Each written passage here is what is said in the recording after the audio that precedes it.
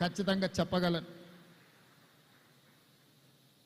సినీ రంగం గురించి చెప్పాలి అంటే కృష్ణంరాజు గారి పేరు ప్రస్తావించకుండా సినిమా రంగంని మనం ప్రస్తావించలేం.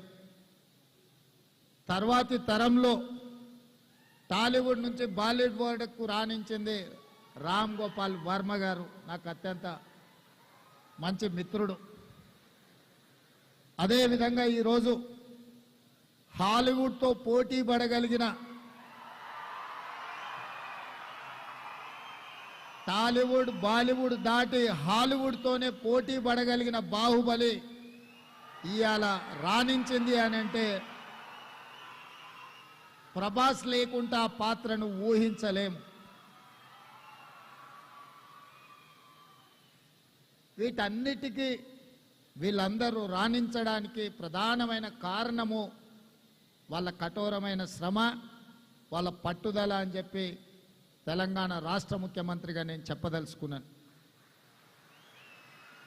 అదేవిధంగా తెలంగాణ రాష్ట్రంలో ఉన్న అత్యంత ప్రధానమైన పరిశ్రమ నిజాం చక్కెర కర్మాగారం.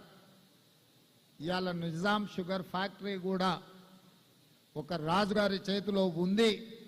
మళ్ళీ దాన్ని పునఃప్రారంభించడానికి ప్రభుత్వం వైపు నుంచి సంపూర్ణ సహకారాన్ని అందించి గత 10-12 సంవత్సరాల నుంచి ఉన్న కొట్టుమిట్టాడుతున్న ఒక సమస్యగా ఉన్న నిజాం షుగర్ ఫ్యాక్టరీ సమస్యను కూడా ఈరోజు మా ప్రభుత్వం పరిష్కరించి మీ మీద ఉన్న విశ్వాసంతో ఈరోజు ఆ షుగర్ ఫ్యాక్టరీని తిరిగి ప్రారంభించి ముందుకు తీసుకువెళ్ళాలి అని చెప్పి మా ప్రభుత్వం నిర్ణయం తీసుకున్నది.